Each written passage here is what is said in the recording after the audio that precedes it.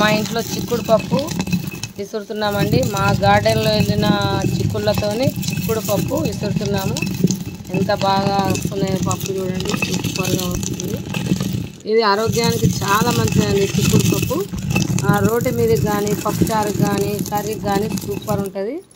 చూడండి ఎంత బాగుందో. పెద్ద చిక్కుళ్ళు దానడు కాస్తుంది ఒక్కొక్క కాయ. ఆ చిక్కుడు వాటితోని మేము ఈరోజు విసరడం జరుగుతుంది.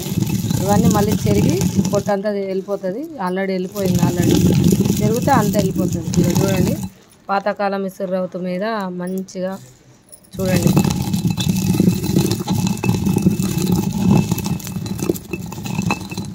మేము అన్నీ ఇలాగే విసురుకుంటామండి. చిక్కుడు పప్పు, కందిపప్పు, పెసర్లు, బొబ్బర్లు, ఇలా అన్ని రకాల పప్పులు విసురుతూ మరియు సేల్ కూడా చేస్తున్నామండి. ఈ మధ్యన కొన్ని క్వాంటిటీలు మాత్రమే దొరుకుతుంది.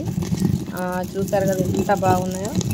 మరి మేము పండించినవి మరి ఇట్లాంటివి మన దగ్గర ఉన్నాయి. కొన్ని రకాలు ఉన్నాయి, కొద్ది మాత్రమే ఉన్నాయి.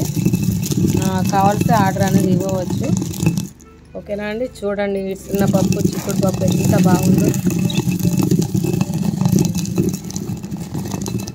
మన నాటు చిక్కుడు పప్పు మా ఇంట్లో వెళ్ళింది. ఎంత బాగుందో చూడండి.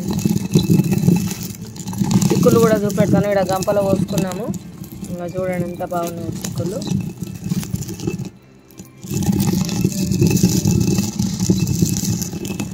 అని ఇలాంటి చిన్న పప్పులు తింటే చాలా మంచిదండి. మనం ఇప్పుడు వితౌట్ పాలిష్ లేకుండా మనం వాడుకుంటే ఇట్లాంటి పప్పులతోనే ఆరోగ్యంగా ఉంటాము. పిల్లలకు కూడా చిక్కుడు పప్పు పెడితే చాలా బలం అండి. వెనకట ఉన్న వాళ్ళకు, పెద్దవాళ్ళకు చాలా తెలుసు. ఇప్పటి తరానికి తెలియజేయాలన్న ఉద్దేశంతో నేను వీడియో చేయడం జరుగుతుంది.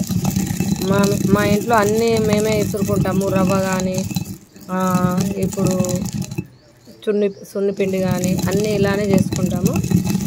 అట్లా పప్పు చూసారు కదా ఎంత మంచిగా వస్తుందో. చెరిగిన ఆవాలే ఎంత చెరిగితే పప్పు మనకు నీట్గా కనబడుతుంది. మీకు కొన్ని బద్దలు చూపెడతాను.